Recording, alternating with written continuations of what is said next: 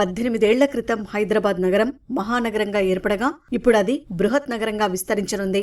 2007లో municipal corporation of Hyderabad ను greater Hyderabad municipal corporation గా ప్రభుత్వం ఏర్పాటు చేసింది. నగరం అత్యంత వేగంగా అభివృద్ధి చెందుతున్న తరుణంలో ప్రజలు, పరిశ్రమలు, ఇతర రంగాలకు మరిన్ని సౌకర్యాలు కల్పించాలన్న ఉద్దేశంతో జీహెచ్ఎంసీని విస్తరించాలని ప్రభుత్వం భావించింది. అందులో భాగంగా ప్రస్తుతమున్న 150 డివిజన్లను రెట్టింపు చేయాలని నిర్ణయించింది. అందుకు ఉత్తర్వులు జారీ చేసింది.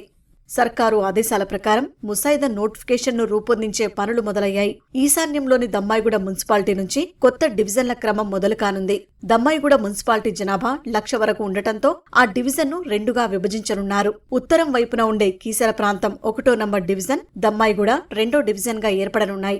1-2 చిన్న మున్సిపాలిటీలు మినహా గ్రేటర్ హైదరాబాద్ లో విలీనమైన మున్సిపాలిటీలు, కార్పొరేషన్లన్నీ 2 డివిజన్లుగా మారనున్నాయి. రోడ్లు, నాలాలు, చెరువుల వంటి సహజ సిద్ధమైన హద్దులతో డివిజన్ల పునర్విభజన జరగనుంది.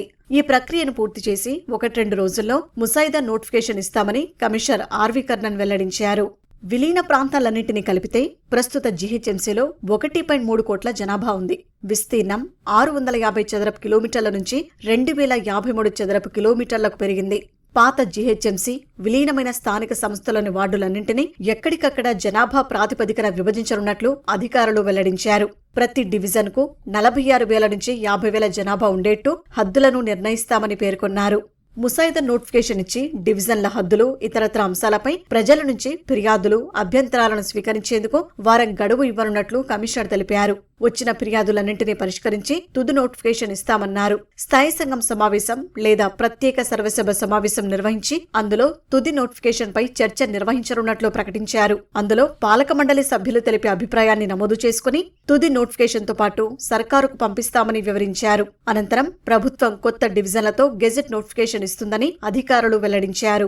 గ్రేటర్ పాలక మండలి శివారు ప్రాంతాల విలీనం లేదా డివిజన్ల హద్దులను వ్యతిరేకించినా, మద్దతు తెలిపినా వాటిపై రాష్ట్ర ప్రభుత్వానికే తుది నిర్ణయం ఉంటుందని అధికార వర్గాలు తెలిపాయి. పాలక మండలి వ్యతిరేకించినప్పటికీ వాటిని తోసిపుచ్చి డివిజన్ల హద్దులతో కూడిన తుది నోటిఫికేషన్ను సర్కారు ఆమోదించవచ్చు. 2 వారాల్లో పునర్విభజన ప్రక్రియను పూర్తి చేయాలని సర్కారు లక్ష్యంగా పెట్టుకుంది.